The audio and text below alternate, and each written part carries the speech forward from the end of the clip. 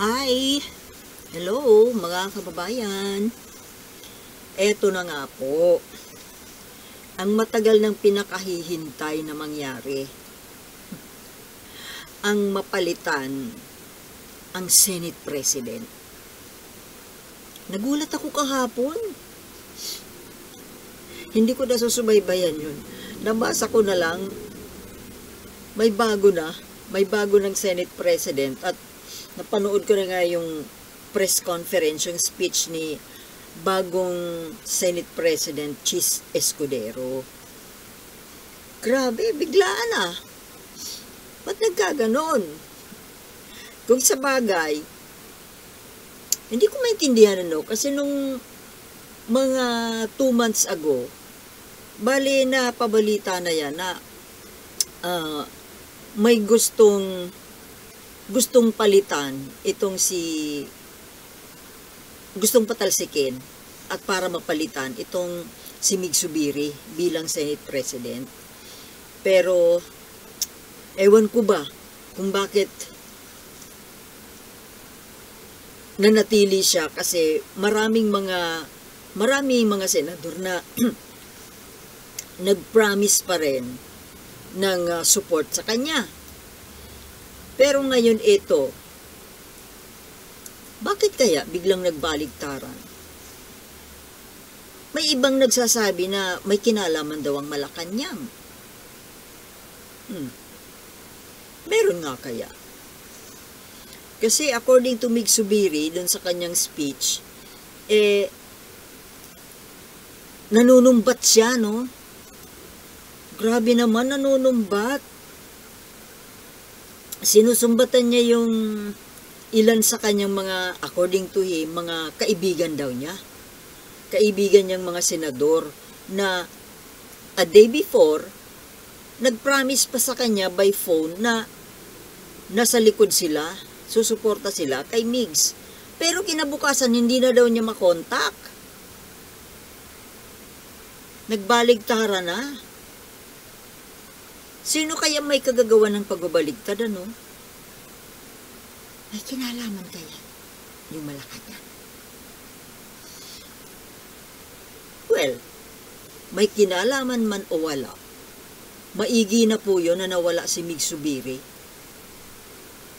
Mas mainam na po na napalitan na siya kasi wala namang kwenta eh. Yan po ang talagang ang totoong weak leader. 'Di ba? Weak leader. Hindi niya kaya yung mga kasamahan niya eh. Ewan ko ba sa kanya, paano siya naging weak? Hindi ba siya matalino? Matalino naman siguro si Migs, no? O sa personality? Mahina ang loob. Kasi parang hindi niya kayang kontrolin yung kanyang mga kasamahan na kagaya nitong lately lang na nangyari, itong mga pahiring ni Bato, na hanggang ngayon ayaw pang tumigil. Nakatatlong hearing na walang kakwenta-kwenta. Wala namang bago, paulit-ulit lang yung mga pagsasalita ni Morales ng pare-parehong salaysay.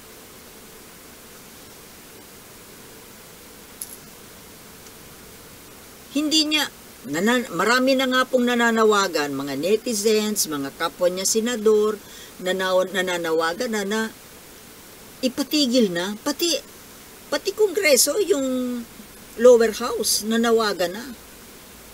Di ba parang nakakahiya yun? Kasi lower house, House of Representatives at saka Senado, magkahiwalayan sila.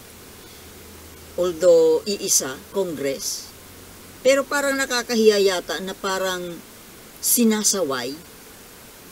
Lower house nga sila eh. Lower house, sasawayan yung upper. Kasi yung upper house, understood sana na dapat mas matatalino sila. 'Di ba? Tingnan mo, sa House of Representatives, doon muna ginagawa yung mga bills, At para maging batas, iaakyat sa Senado para sa final decision. Hindi ibig sabihin, dapat sana mas matalino yung mga nasa Senado. Diba? Dapat mas matalino yung nasa Senado, siya lang yung nasa upper house eh. Kasi bago man yan makarating sa Pangulo, ang last station yan na dadaanan, Senado. Pero tingnan mo kung anong mga klaseng tao ang nandiyan dyan sa Senado. Mas magagaling pa nga yung nasa House of Representatives eh. Mas maraming matatalino doon, mas maraming abogado, mas maraming matitino. May artista din doon, pero tingnan mo yung artista dyan sa House of Representatives, di ba? Artista pero magaling siya. Yung si Dan Fernandez ba yun? Dan Fernandez ba o Dan Fernando?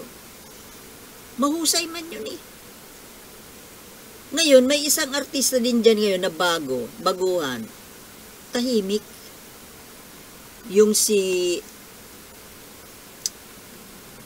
anak ni yung asawa ni Min Mendoza. Sino ka ba yun? Ayan tuloy. Dahil tahimik, hindi maalala ang pangalan. Arjo Atayde. Artista rin, di ba? Ang nagustuhan ko lang kay Arjo Atayde, yung boses. Parang, kung matalino siya, kung magi-speech siguro siya ng isang speech na may katuturan, maganda yung boses niya eh. Bagay mag-public speaking. Pero wala tayong naririnig sa kanya. Anyway, ngayon nga po, so may bago ng, wala akong okay naman si Chis Escudero eh. Matalino naman siya eh. Matalino, at saka veterano na, matagal na siya dyan sa Senado, pabalik-balik. Pero sa totoo lang, hindi pa yan. Masyado mapaghanap, no? Hindi, sa totoo lang. Matalino rin naman si Chis Escudero, pero, kumbaga, kulang pa. Kulang pa dun sa talagang tunay na brilliant na senador.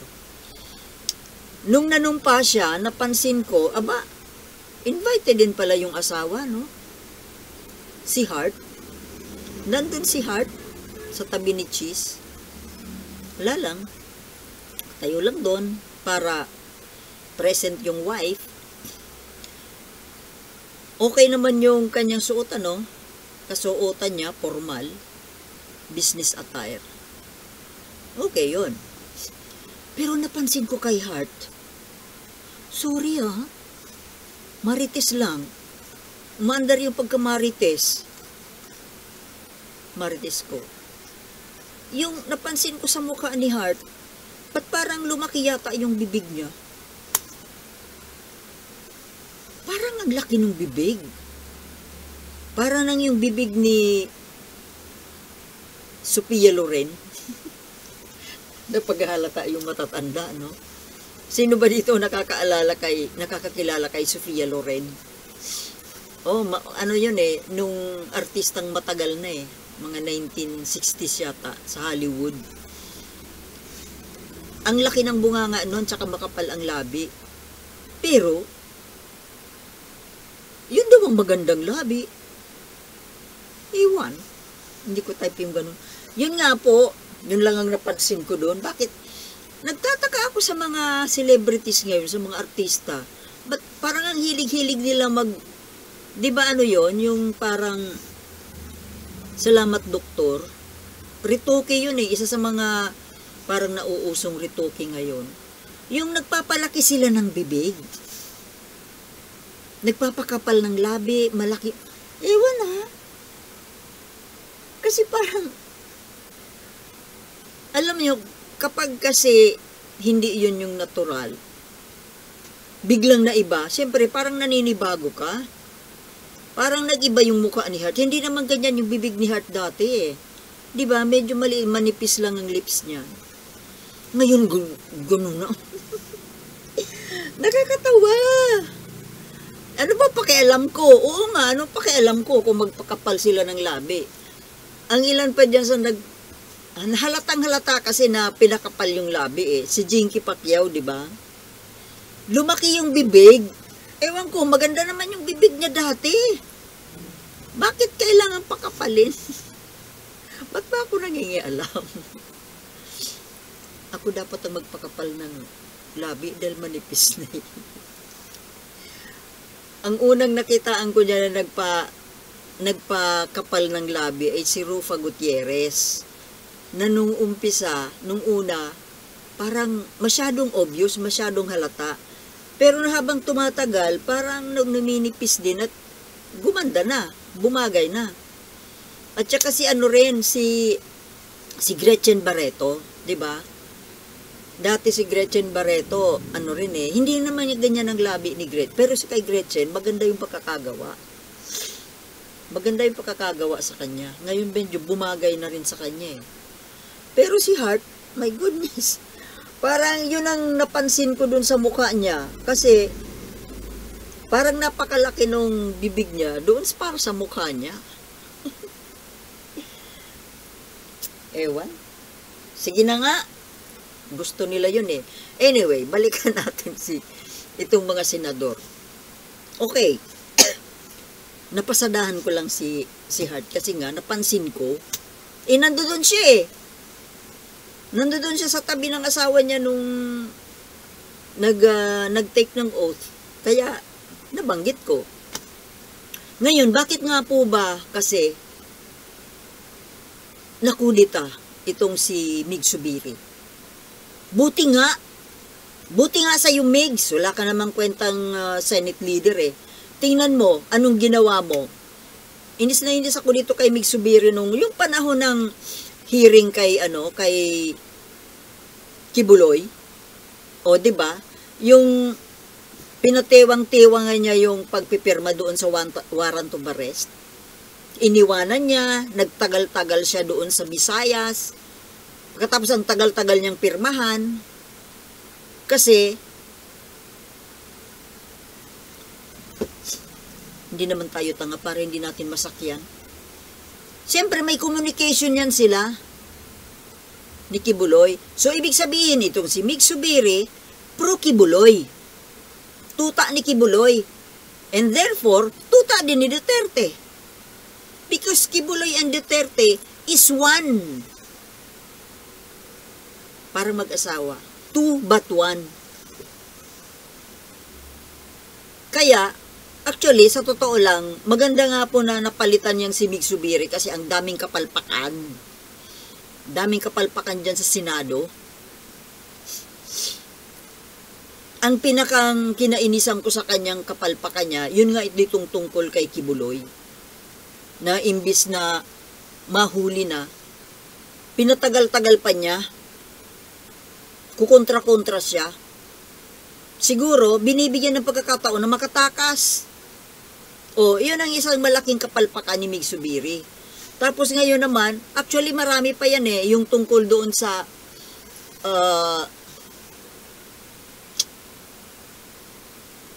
yung People's Initiative. 'Di ba? Kontra-kontra din siya diyan. Tapos ngayon ang pinaka-palpak na ginawa niya, siguro napuno na yung mga senador. Hindi lang mga senador, mga kasama niyang senador, pati mga netizens. Ito ngang si Bato na hindi niya makontrol. Hindi niya mapagsabihan na, o tama na, dahil wala namang kakwenta-kwenta yung pahiring niya, na pati mga chismis, pinagpapapatulan. Yung pagkukonduct kasi ni Bato ng hearing, ay halatang halata eh. Parang wala siyang skill. Wala siyang alam kung paano mag-conduct ng hearing sa tamang pamamasa, sa tamang paraan.